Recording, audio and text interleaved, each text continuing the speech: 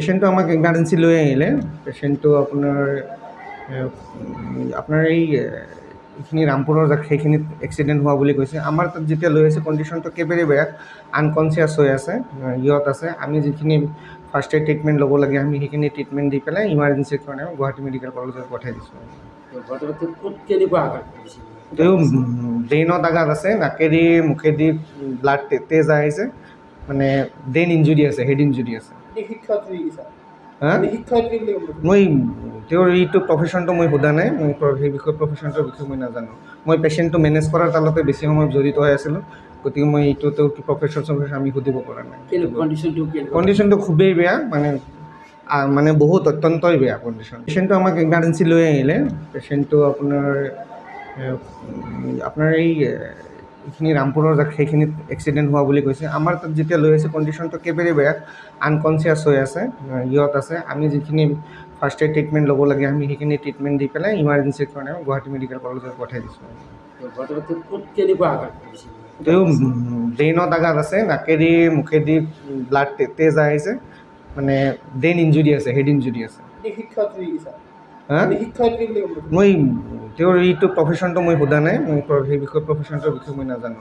মই পেচেণ্টটো মেনেজ কৰাৰ তালতে বেছি সময় জড়িত হৈ আছিলোঁ, গতিকে মই এইটো তেওঁৰ প্ৰফেশ্যন আমি সুধিব পৰা নাই। কণ্ডিশ্যনটো খুবেই বেয়া, মানে বহুত অত্যন্তই বেয়া কণ্ডিশ্যন। পেচেণ্টটো আমাক ইমাৰ্জেঞ্চি লৈ আহিলে। পেচেণ্টটো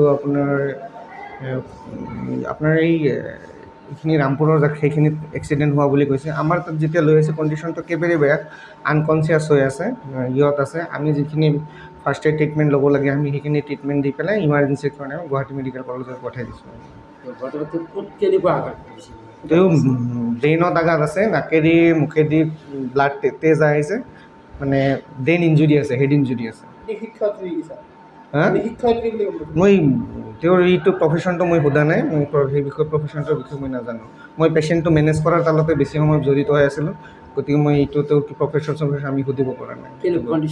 কণ্ডিশ্যনটো খুবেই বেয়া, মানে বহুত অত্যন্তই বেয়া কণ্ডিশ্যন। পেচেণ্টটো আমাক ইমাৰ্জেঞ্চি লৈ আহিলে। পেচেণ্টটো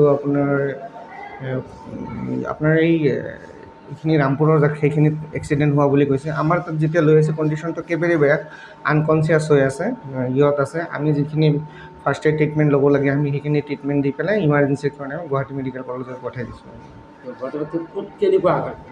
তেওঁ ব্ৰেইনত আঘাত আছে, নাকেদি মুখেদি ব্লাড তেজ আহিছে, মানে ব্ৰেইন ইঞ্জুৰি আছে, হেড ইঞ্জুৰি আছে। মই তেওঁৰ এইটো প্ৰফেশ্যনটো মই সোধা নাই, মই সেই বিষয়ে প্ৰফেশ্যনটোৰ বিষয়ে মই নাজানো।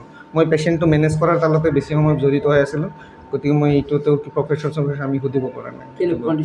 কণ্ডিশ্যনটো খুবেই বেয়া, মানে বহুত অত্যন্তই বেয়া কণ্ডিশ্যন। যিকোনো খবৰৰ বাবে যোগাযোগ কৰক 7099017330 লগতে 7099017110 নম্বৰত।